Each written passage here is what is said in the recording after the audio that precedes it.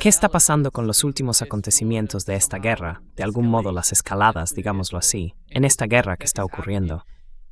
Hemos sabido, gracias a imágenes de satélite chinas, que uno de sus satélites muestra cómo un avión militar estadounidense en la base aérea Prince Sultan, en Arabia Saudí, fue atacado por los iraníes.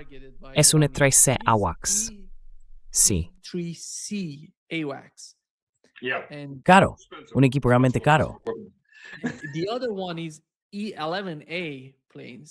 El otro son los aviones E-11A, junto con, ya sabes, los F-16 de reabastecimiento y otros aviones cisterna. Vaya, por lo que has visto hasta ahora, parece que Irán, a pesar de haber recibido muchos golpes, ya sabes, Estados Unidos junto con Israel atacando la infraestructura energética en Irán, sigue centrando su atención principalmente en objetivos relacionados con las operaciones militares estadounidenses. ¿Cuál es tu interpretación de la forma en que Irán continúa esta lucha?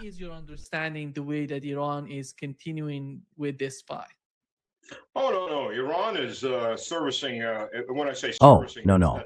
Irán está sirviendo, y cuando digo sirviendo es un eufemismo de destruyendo. Irán está sirviendo a la industria occidental en Oriente Medio o en el Golfo Pérsico, y además con bastante eficacia. Lo que pasa es que ya sabes, el presidente Win Bigley, también conocido como Trump, porque él win bigly, como dice, I win bigly, así con la gramática, así que ahora le llamo el presidente Win Bigley. Lleva destruyendo Irán 29 días seguidos, cada día destruye Irán, y ya no queda nada de Irán. Pero por alguna razón, Irán sigue lanzando muchos misiles, drones y todo lo demás que supuestamente está siendo destruido. Supongo que los reconstruyen por la noche. Pero el caso es que Irán tiene suficientes recursos para atacar objetivos tanto militares como industriales al mismo tiempo. Por ejemplo, los israelíes han atacado 2 plantas siderúrgicas iraníes.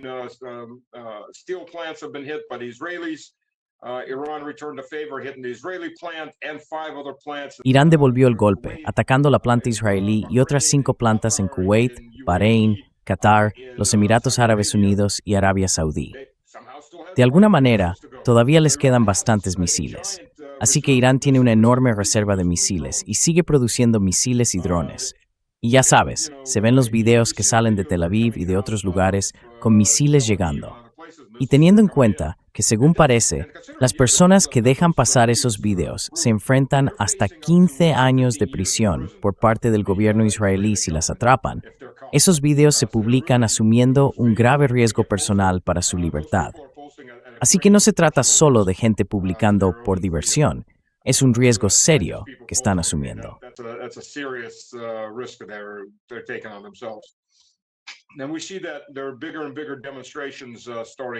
Y vemos que hay manifestaciones cada vez más grandes que comienzan en Jerusalén, en Tel Aviv y en otras ciudades contra el gobierno israelí por parte de israelíes, de judíos antisionistas y de otros que simplemente no quieren que esto continúe. Siguen siendo una minoría, no me malinterpretes, siguen siendo menos del 20%, pero han crecido, lo cual es una buena señal. Pero en Kuwait, quiero decir, Kuwait está lo bastante cerca de Irán como para que hayamos visto videos de drones FPV iraníes, con baterías realmente grandes, volando por ahí buscando algo que hacer explotar en este momento. Eso merece la pena. Y no hay nadie que les dispare, nada. Las bases son objetivos fáciles. Y en Arabia Saudí, en Prince Sultan, que era la pregunta inicial, sabes, tenía muy buena información de inteligencia. No de mí personalmente, sino a través de quien directamente da OASE.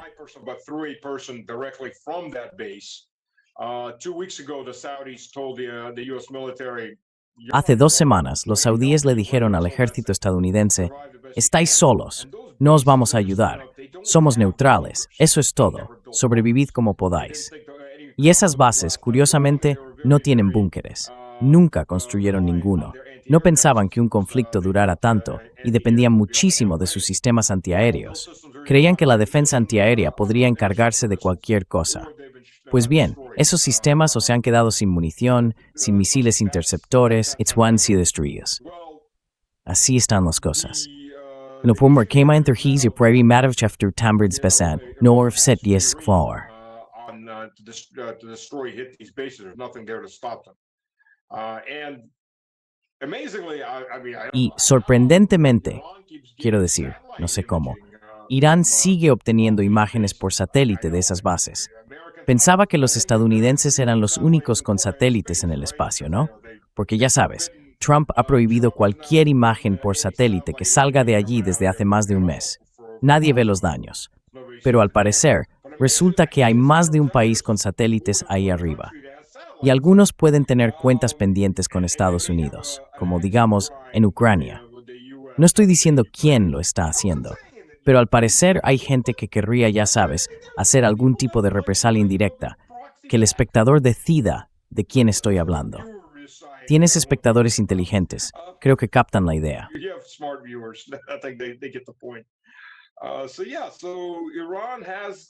Así que sí, Irán tiene una capacidad de combate bastante considerable, y hay informes que indican que han atacado a tropas estadounidenses, la Chechendosna División Aerotransportada que llegó a Kuwait. Es decir, no están esperando a ser invadidos en algún lugar, están llevando la guerra directamente a donde estén las tropas. Y Kuwait se quejaba de que estaba siendo atacado por Irán, y esas tropas son invitadas de Kuwait. Bueno, ya sabes, si eres la plataforma para una futura invasión, no te sorprendas si te atacan.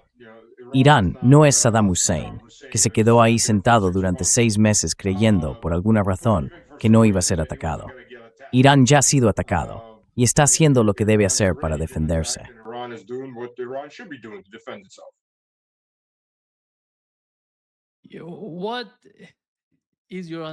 ¿Cuál es tu interpretación de que Zelensky vaya a estos estados árabes para ayudarlos? Es bastante sorprendente verlo ir allí, porque Estados Unidos ya estaba presente. Estados Unidos lo tenía todo en esos países, toda la influencia, y no pudo hacer nada.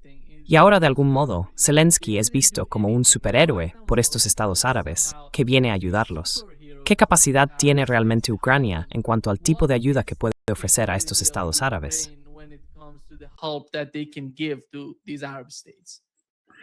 Bueno, hay 2 factores en juego aquí. En primer lugar, hola, ¿te acuerdas de mí? Hola, estoy aquí. Hola. Zelensky, sí, ya no aparece en la portada de todas las noticias. La hambruna que se avecina, la crisis energética que continúa en Europa, va a haber una hambruna, al menos para las clases bajas. Para mediados del verano, los precios de los alimentos se duplicarán, si no se triplican, porque se espera que tengan la mitad de la cosecha que normalmente tendrían. Ya es temporada de siembra en el sur de Europa, y en el norte empezará la siembra en una semana, semana y media, y no hay nada.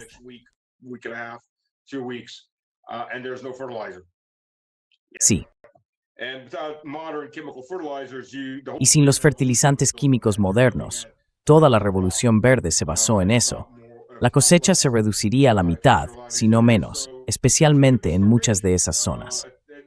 Así que va a haber hambre. No digo que naciones enteras vayan a morir de hambre, pero las clases bajas ya tienen dificultades para alimentar a sus familias.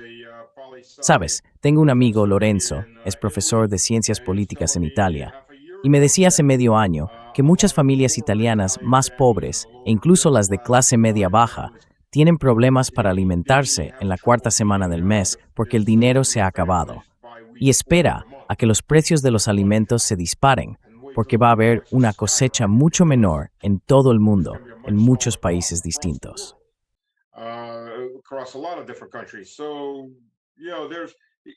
Ya sabes, Zelensky de algún modo ha desaparecido de la portada y necesita volver a estar en ella. Primero, porque quiere la atención. ¿Cómo puedes pedir dinero si no estás en la portada? Y segundo, realmente no quiere estar dentro de Ucrania, especialmente si el liderazgo ruso finalmente decide, ya sabes, deshagámonos de él.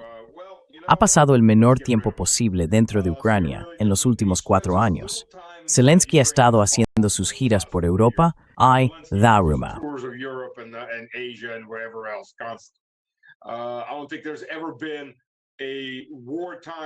No creo que haya habido nunca un gobernante en tiempos de guerra que haya pasado tan poco tiempo en su propio país como Zelensky. Es una excepción cuando está en casa, más que cuando no lo está. Dicho esto, ¿cuánto puede ayudar realmente Zelensky? Bueno, Ya sabes, se ha quedado sin munición y sin interceptores dentro de Ucrania, salvo en ciertas zonas como el centro de Kiev. Así que la mayor parte de Ucrania es ahora territorio de sobrevuelo para cualquier cosa que tenga Rusia. Quiero decir, mira, los Emiratos Árabes Unidos, a menos que estuvieran intentando hacer algún tipo de maniobra de engaño aquí, dejaron que el presidente Mohammed Embeyset, lo que sea, se encargara del asunto. Sí, BZ, Mohammed bin Zayed. Ah, Bin Zayed, eso es. No podía recordarlo por un momento, soy horrible con los nombres. Él soltó, ese tipo soltó, que sí, van a recuperar las islas de Irán con los estadounidenses. Ah, así que la isla de Karg, el objetivo van a ser, por supuesto, las islas en el estrecho de Hormuz, que solo van a ser objetivos de caza de drones para cualquiera que aterrice allí. Siento lástima por esos tipos, porque los van a enviar a una picadora de carne para nada. En cuanto a las élites de Epstein, para que puedan violar, asesinar y comerse a más niños. Y al parecer, los Emiratos Árabes Unidos han decidido dejar de existir, porque estoy bastante seguro de que una vez que estén completamente en este conflicto, Irán simplemente los arrasará.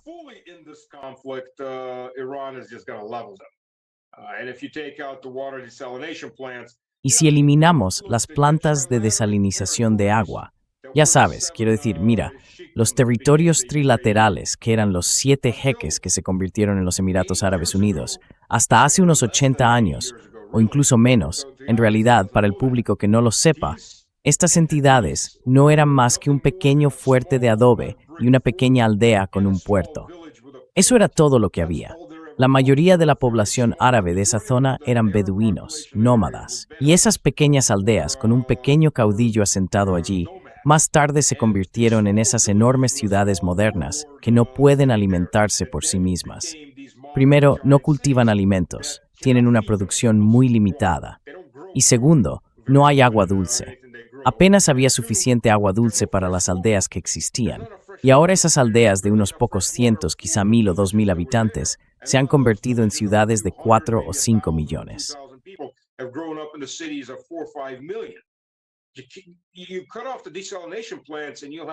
Si cortas las plantas desalinizadoras, habrá víctimas masivas en 1 o 2 días, gente muriendo de sed en un entorno de 45 o 50 grados.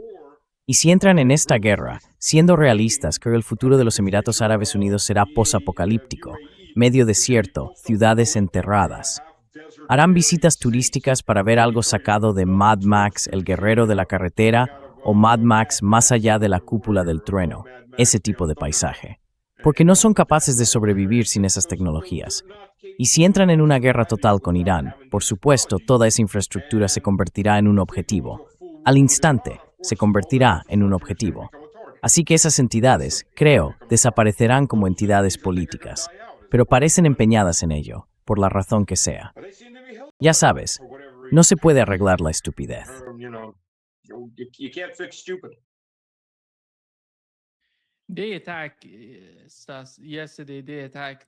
Ayer atacaron, golpearon 2 instalaciones de agua en Irán. Pero hasta ahora, por lo que hemos visto, Irán no ha atacado plantas desalinizadoras, ni ningún tipo de embalse en los Estados Árabes o en Israel. Parece que, como dijo el comandante, el jefe del ejército iraní, están centrando su atención en la logística, en los radares y en las fuerzas estadounidenses e israelíes. No sé cuánto tiempo mantendrán este enfoque, porque ahora mismo, como comentamos, han atacado redes eléctricas en Teherán, por ejemplo, partes de la ciudad, y también han golpeado universidades. ¿Cuál es tu interpretación de por qué Irán no está atacando esas instalaciones y, en cambio, está apuntando a objetivos estratégicos?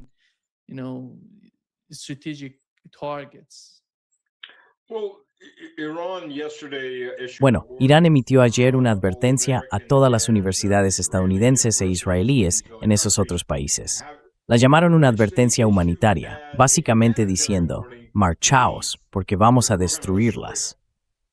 Dijeron, manteneos a 1 kilómetro de distancia para salvar la vida de vuestros estudiantes. Así que están respondiendo golpe por golpe, y más aún, porque si 2 plantas siderúrgicas iraníes son atacadas, Irán responde golpeando 6. Están intensificando el conflicto, pero lo hacen con advertencias, diciendo a la gente que se marche.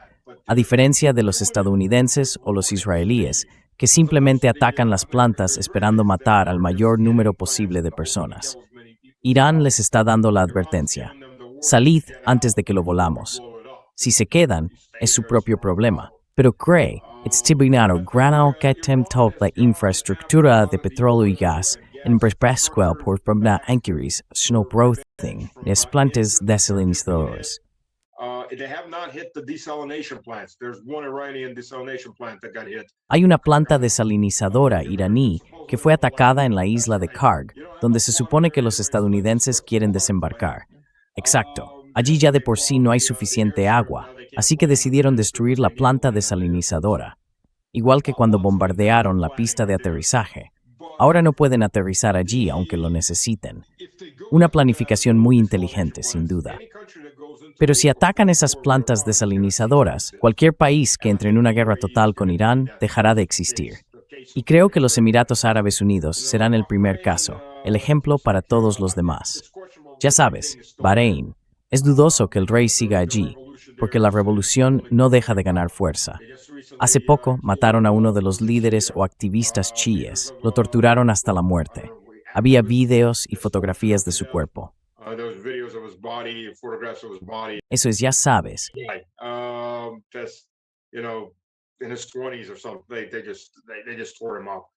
En sus veintitantos o algo así, simplemente lo destrozaron. Así que ya sabes, quiero decir, es una estupidez. Es una medida torpe y estúpida, porque cuando tu población es un 80% chií y está lista para rebelarse, hacer eso solo los enfurece aún más. Así que tienes garantizada una revolución en el gobierno. Pero países como Qatar, zonas, ya sabes, el daño, te lo digo, el daño en Qatar es, por mi experiencia en la cadena de suministro de petróleo y gas, en Halliburton y Cameron, y luego cuando fui director de cadena de suministro en proyectos de construcción para Technip, estábamos ampliando parte de la refinería de petróleo de Moscú para producir E85, y estábamos construyendo una de las 3 fases de la enorme planta de GNL de Gazprom Neft en Amur.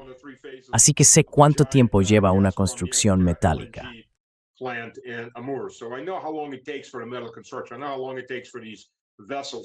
Sé cuánto tiempo tardan estos buques. Algunos pueden llegar a medir 78 u 80 metros de largo, todos fabricados a mano. Sin mencionar la logística y las pesadillas logísticas cuando se mueven cosas de ese tamaño.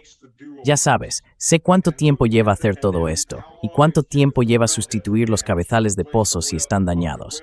Y si los propios pozos están dañados, ¿qué se puede hacer con ellos? O si hay que perforar pozos completamente nuevos. Los plazos que eso implica. Por las imágenes que he visto de los impactos en las plantas de GNL de Qatar, estamos hablando de 1 año y medio a 2 años. Van a estar fuera de servicio. Y si las plantas de GNL están paradas tanto tiempo, y si se trata de los cabezales de pozo, puede ser incluso más. Y a medida que esto continúe, podría haber muchos más daños.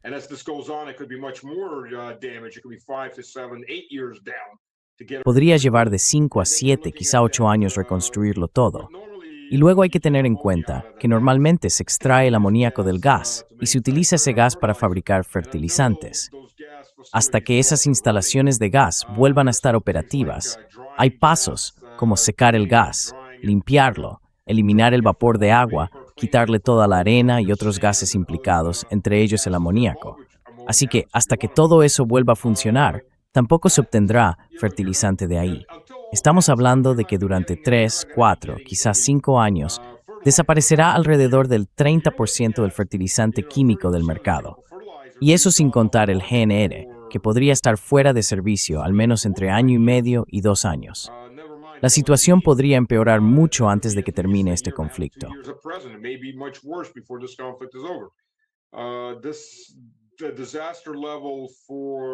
Este nivel de desastre que ya se ha creado para las economías europeas no rusas, obviamente, y en otros lugares es enorme.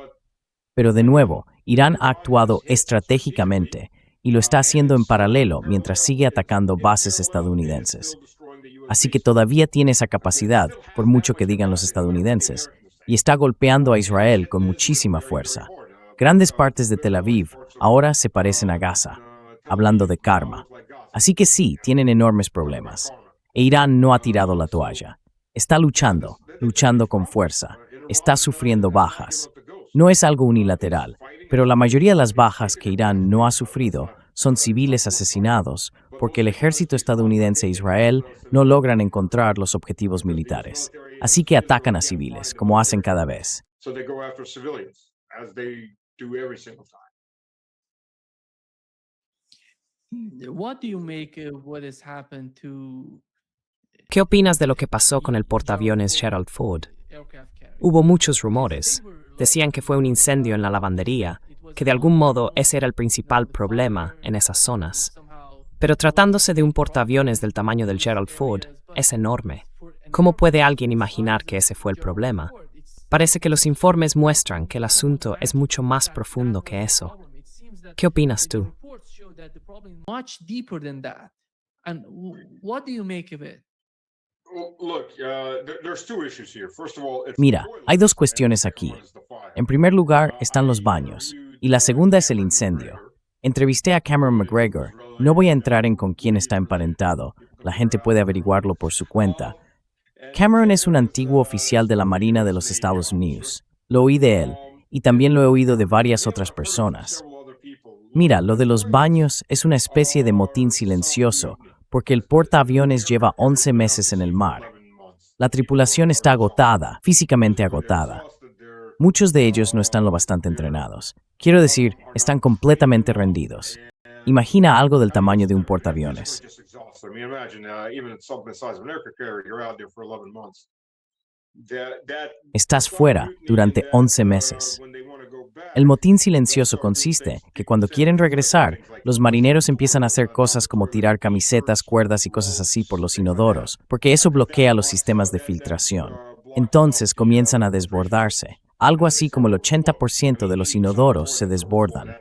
Es un problema bastante serio en algo del tamaño del Gerald Ford.